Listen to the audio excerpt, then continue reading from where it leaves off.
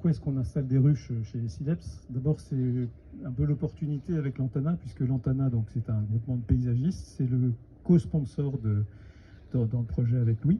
Et donc c'est Lantana qui nous a mis en relation avec Pascal pour qu'on puisse, dans le cadre d'une convention qui est un petit contrat très simple, mettre en place ces ruches. La deuxième chose qui nous guide dans cette action, c'est on trouve que c'est plutôt positif et puis symbolique et c'est cohérent avec le projet de Louis. Louis va en parler un petit peu tout à l'heure sur comment il aborde son projet du point de vue, entre autres, de l'environnement.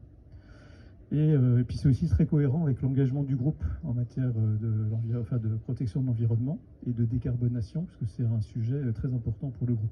Pascal Leclerc, je suis apiculteur amateur, j'ai une autre activité à côté, ça fait quand même 12 ans que je fais ça, donc je commence à savoir 2-3 petites choses. Les bons apiculteurs, ils sont tous vieux, parce qu'on apprend assez peu de choses finalement en un an, donc voilà, on est une saison apicole.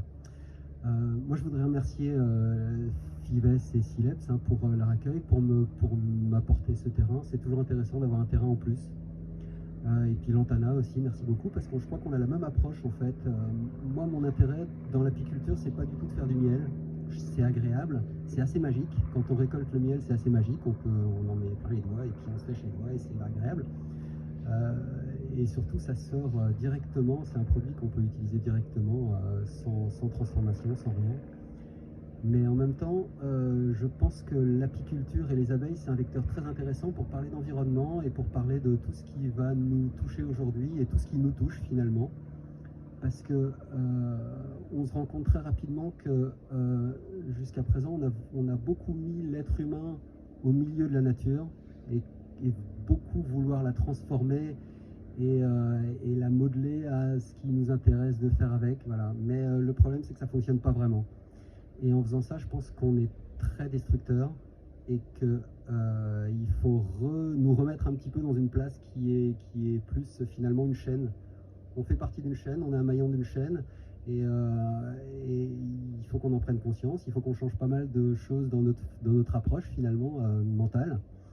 Mais ça en devient presque une philosophie et c'est plutôt intéressant finalement de voir les choses comme ça. D'abord, merci de nous accueillir chez vous. Je ne sais pas si vous avez remarqué tout à l'heure, mais Pascal, quand il a parlé de FIV, il a dit Fives, il n'a pas dit Five. Ça, je trouve ça vachement bien. C'est FIV. Mais déjà, tout le monde dit Five, donc FIV, c'est déjà bon. Fives, c'est déjà un bon début. En tout cas, je suis ravi de venir inaugurer une ruche chez FIV, parce que jusqu'à maintenant, j'ai inauguré des ruches en partie beaucoup chez Lantana, donc Lantana Environnement, et donc qui a un lien entre les deux partenaires principaux du bateau. Moi, je trouve ça génial, c'est un lien et c'est une image assez forte. Lantana Environnement, donc c'est issu de Lantana Paysage. Lantana Paysage, c'est une association de paysagistes. Et donc, ils ont voulu créer une petite association pour favoriser la pollinisation. Et donc, ils ont mis l'idée de Lantana Environnement, c'était de mettre en accord un paysagiste et un apiculteur. Et donc, ils ont développé ça. Et Guillaume Desjardins, qui n'a pas lâché cette histoire, il a réussi à la développer. Et puis maintenant, l'idée, c'est que chaque paysagiste de chez Lantana, au début, ait une petite ruche dans leur paysage.